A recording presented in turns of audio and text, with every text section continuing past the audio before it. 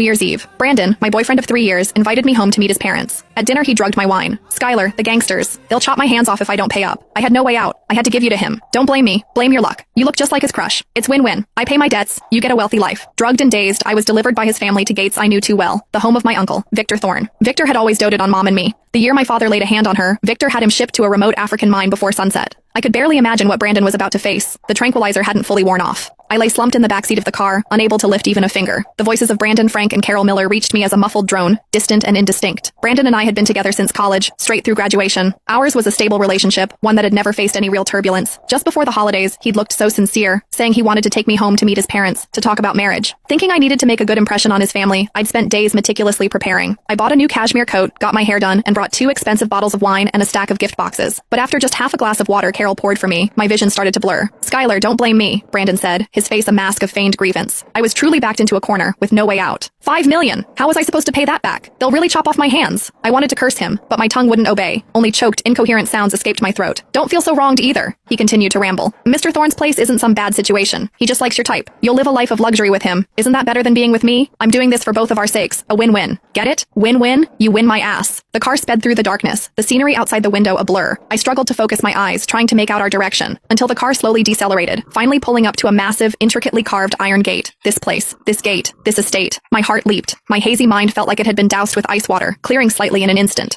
No way. It couldn't be. Brandon and his mom dragged me out of the car, one on each side, practically pulling me across the front lawn of the estate. My cashmere coat was disheveled and torn, my heels were long gone. 2 straight-backed men stood by the door, watching us approach with expressionless faces. "Gentlemen, please inform Mr. Thorne. We truly couldn't raise the money, so we came up with a new way to settle the debt." Frank Miller bent at the waist, fawning over the men in black suits at the door. "We've brought Mr. Thorne a New Year's gift. He's definitely going to like it." One of the men shined a flashlight beam across my face. The light stung my eyes, making me squint. "Her?" His voice was flat. Yes, exactly. "My son's girlfriend," Carol quickly chimed in, forcefully pulling my face straight. "See? Doesn't she look exactly like the woman Mr. Thorne commemorates every year? We specifically found out about that. And she's a dancer. Very graceful. She'll be attentive to his needs." My stomach lurched. The man was silent for a few seconds, then gestured to a subordinate nearby. "Go inform him." He turned back to us. "Whether it works out or not, I can't say. Just come inside and wait." "Thank you, sir. Thank you." Brandon nodded profusely, bowing repeatedly, as he dragged me towards the main house. By the time I was pulled into the parlor on the first floor, my legs had given out. I collapsed onto the cold floor. "Mr. Thorne is with a guest. Wait here," the man said, then left. As soon as the door closed, Brandon immediately crouched in front of me, a mix of anxiety and calculation on his face. "Skylar, help me out, just this once." He grabbed my shoulders and shook me. "When Mr. Thorne comes, just say you came willingly. Please, I won't look down on you. I promise I'll treat you well afterward." I stared at him, unable to make a sound. "Don't you dare stay silent." Carol also leaned in, her nails digging into my arm.